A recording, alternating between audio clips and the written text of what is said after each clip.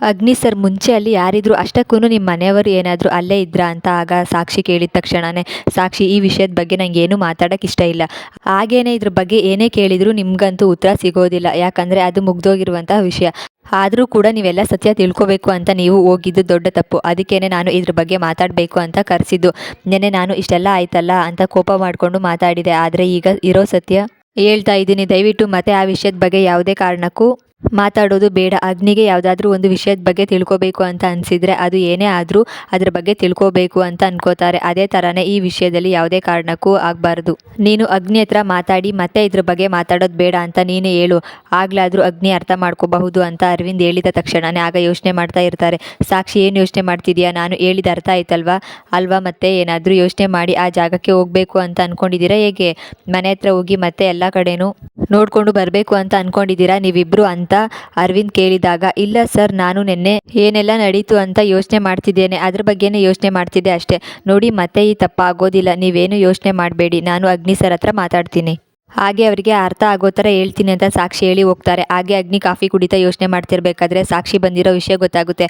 ಆಗ ಸಾಕ್ಷಿ, ನೀವೇನಿಲ್ಲಿ ಬೆಳಗ್ಗೆನೆ ಬಂದುಬಿಟ್ಟಿದ್ದೀರಲ್ಲ ಅಂತ ಅಗ್ನಿ ಹೇಳಿದಾಗ, ಅದು ಅರವಿಂದ್ ಸರ್ ಮಾತಾಡಬೇಕು ಅಂತ ಹೇಳಿದರು ನಿನ್ನೆ, ಅವರು ಮಾತಾಡೋದಕ್ಕೆ ಹಾಗೆ ಏನೆಲ್ಲ ಆಯಿತು ಅದ್ರ ಬಗ್ಗೆನೇ ಕ್ಷಮೆ ಕೇಳಬೇಕು ಅಂತ ಅವರು ಮಾತಾಡೋದಕ್ಕೆ ಅಂತ ಬರೋಕ್ಕೆ ಹೇಳಿದರು.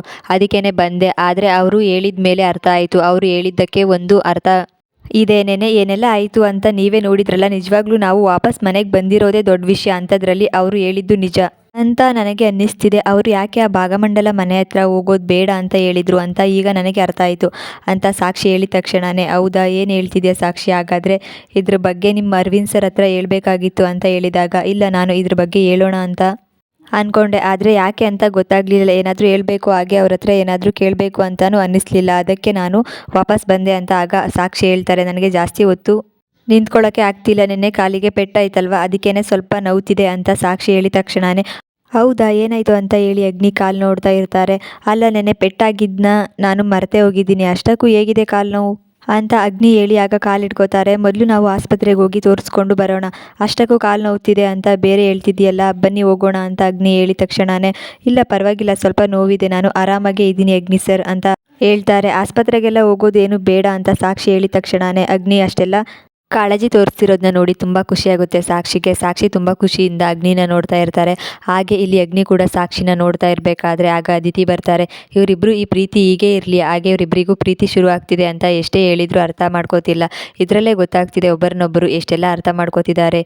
ಏನೇ ಆದರೂ ಕೂಡ ಇಷ್ಟೇ ಕಾಳಜಿ ತೋರಿಸ್ತಾರೆ ಅಂತ ಅಗ್ನಿ ಅಣ್ಣ ಇಷ್ಟೆಲ್ಲ ಪ್ರೀತಿ ತೋರಿಸ್ತಿರೋದನ್ನ, ಅದು ಸಾಕ್ಷಿ ಬಗ್ಗೆ ಇಷ್ಟೆಲ್ಲ ಯೋಚನೆ ಮಾಡ್ತಿರೋದನ್ನ ಮೊದಲನೇ ಸರಿ ನೋಡ್ತಾ ಇರೋದು. ಹಾಗೆ ಇವರನ್ನು ನಾನೇ ಒಂದು ಮಾಡಬೇಕು ಅಂತ ಅದಿತಿ ಅಂದ್ಕೊಂಡು ಯೋಚನೆ ಮಾಡ್ತಿರ್ತಾರೆ.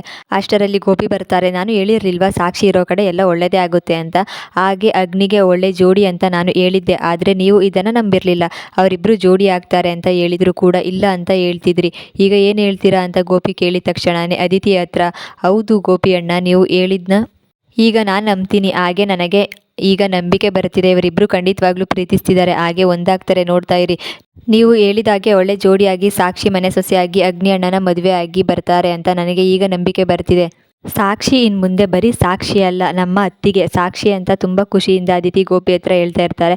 ಆಗ ನನ್ನ ಬಗ್ಗೆ ಇಷ್ಟೆಲ್ಲ ಕಾಳಜಿ ತೋರಿಸ್ತಿರೋದಕ್ಕೆ, ಹಾಗೆ ನನ್ನನ್ನು ವಾಪಸ್ ಮನೆ ಕರ್ಕೊಂಡು ಬಂದಿದ್ದಕ್ಕೆ ತುಂಬ ಥ್ಯಾಂಕ್ಸ್ ಅಂತ ಸಾಕ್ಷಿ ಹೇಳಿದ ತಕ್ಷಣ, ನೋಡು, ಇನ್ನು ಮುಂದೆ ಎಲ್ಲಾದರೂ ಹೋಗಬೇಕು ಅಂದರೆ ಹೇಳ್ಬಿಟ್ಟು ಹೋಗು, ಹಾಗೇನೆ ಎಲ್ಲಿಗೆ ಹೋಗಬೇಕು ಅಂದರೂ ನನಗೆ ಹೇಳು, ನಾನು ಕರ್ಕೊಂಡು ಹೋಗ್ತೀನಿ. ಅದನ್ನು ಬಿಟ್ಟು ನೀನು ಮಾತ್ರ ಹೋಗೋದು, ಅದಾದಮೇಲೆ ನಾನು ಹುಡ್ಕೊಂಡು ಬರೋದು, ಆಮೇಲೆ ಮನೇಲಿ ಏನೆಲ್ಲ ಆಯ್ತಲ್ಲ ನಿನಗೆ ಗೊತ್ತಲ್ವ, ಇದೆಲ್ಲ ಆಗೋದು, ಎಡವಟ್ಟು ಆಗೋದು ಯಾಕೆ ಬೇಕು?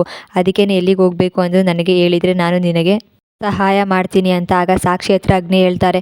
ಹೌದು ಅಣ್ಣ, ಸಾಕ್ಷಿಗೋಸ್ಕರ ಅಂತ ನೀನು ಕೂಡ ಸಾಕ್ಷಿ ಸಹಾಯ ಮಾಡೋಕ್ಕಂತ ಹೋಗ್ತೀಯ, ಪರವಾಗಿಲ್ಲ. ಇದುವರೆಗೂ ಮನೆಯವರು ಯಾರೇ ಏನೇ ಹೇಳಿದರೂ ಕೂಡ ನೀನು ಯಾವುದೇ ಕಾರಣಕ್ಕೂ ಅವರಿಗೆ ಸಹಾಯ ಮಾಡಲ್ಲ, ಹಾಗೆ ಅವ್ರು ಎಲ್ಲಿಗೆ ಕರೆದ್ರೂ ಕೂಡ ಹೋಗಲ್ಲ.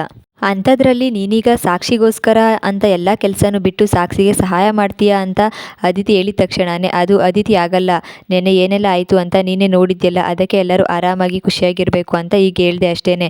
ಇಲ್ಲ ಅಂದರೆ ಮನೆಯವರೆಲ್ಲರೂ ಸುಮ್ಮನೆ ಯೋಚನೆ ಮಾಡ್ತಾರೆ, ಅದರಲ್ಲೂ ನಾನು ಇನ್ನೂ ಮನೆಗೆ ಬಂದಿಲ್ಲ ಅಂತ ನೀನು ಕೂಡ ಯೋಚನೆ ಮಾಡ್ತೀಯಲ್ವ, ಅದಕ್ಕೆ ಆಗ ಹೇಳಿದೆ ಅಷ್ಟೇ ಅಂತ ಆಗ ಅಗ್ನಿ ಅದಿತಿ ಹತ್ರ ಹೇಳ್ತಾರೆ. ಸಾಕ್ಷಿ ಕಾಲಿಗೆ ಪೆಟ್ಟಾಗಿದೆ ಅಂತ ಅಗ್ನಿ ನೋಡ್ತಾ ಇರ್ತಾರೆ. ಆಸ್ಪತ್ರೆಗೆ ಹೋಗೋಣವಾ ಅಂತ ಹೇಳ್ತಾರೆ.